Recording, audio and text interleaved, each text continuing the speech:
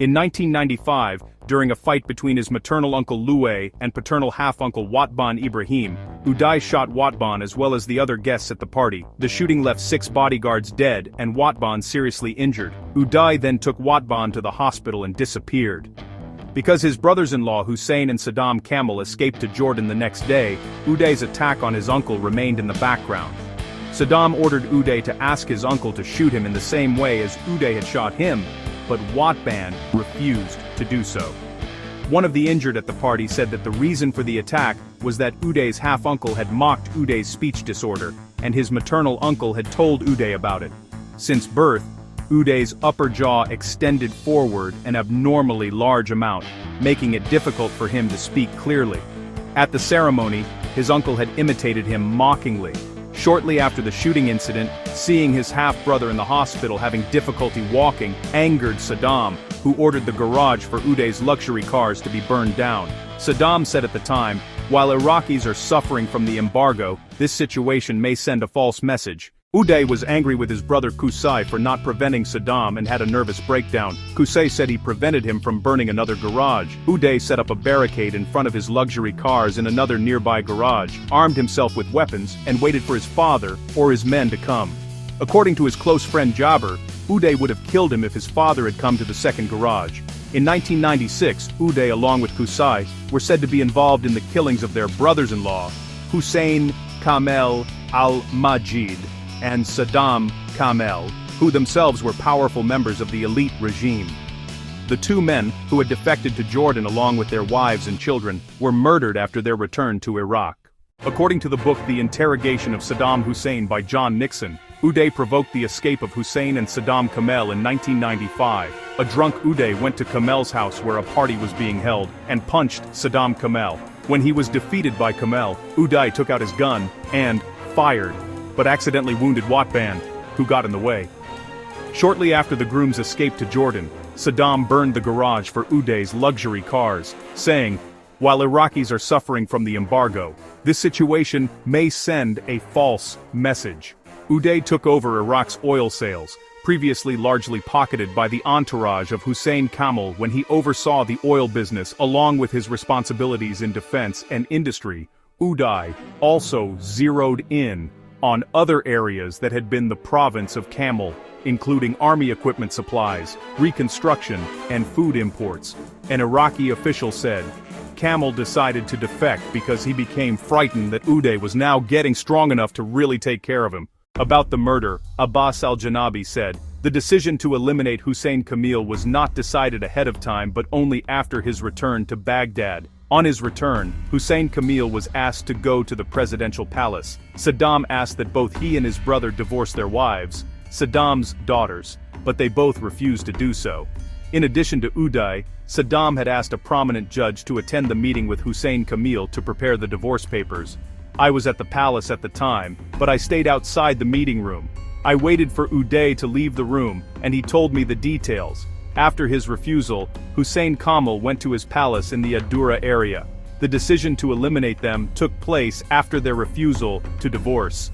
The decision to execute Hussein Kamel came from Saddam personally. Saddam had also decided that the execution should be carried out by Hussein Kamel's cousins in the Al-Majid clan. It was the duty of Uday, Qusay, and Ali Hassan al-Majid to oversee the executions. Uday was not an initial proponent of his execution. However, after Hussein Kamel refused to divorce Uday's sister, Uday became a supporter of the decision to execute Hussein Kamel and his brother. Uday sustained permanent injuries during an assassination attempt while in his Porsche on the evening of 12 December 1996, struck by between 7 and 17 bullets while driving in Al-Mansur, Baghdad. Uday was initially believed to be paralyzed. Evacuated to Ibn Sina Hospital, he eventually recovered but with a noticeable limp. Despite repeated operations, 2 bullets remained lodged in his spine and could not be removed owing to their location. In the wake of Uday's subsequent disabilities, Saddam gave Qusay increasing responsibility and authority, designating him as his heir apparent in 2000. However, Abbas al-Janabi claimed that Uday's exclusion in the family ended after shooting his step-uncle Watban after this assassination. An American hypnotist from Chicago, Larry Garrett, traveled to Baghdad twice in April and September 2001. where he used hypnotism to treat Uday's inability to walk with his left leg and spent more than 60 hours of personal time with Uday. Garrett said of Uday, "He was an educated man, with a background in engineering. He was versed in the Quran. He had visited the US with his cousin when he was 17. He expressed some political views, but he didn't involve me in them. I must say I was developing a fondness for him. He never spoke to me as a leader or the son of a leader. He never condescended. It was just two men sitting around at night." He published a book of his experiences with Uday in Iraq, initially titled Healing the Enemy, Hypnotic Nights in Baghdad, but later changed to Hypnotizing the Devil, the true story of a hypnotist who treated the psychotic son of Saddam Hussein. He met with Uday on the day of the September 11th attacks, where Uday had great concern for Garrett's safety, and told him Iraq would likely be blamed for the attack.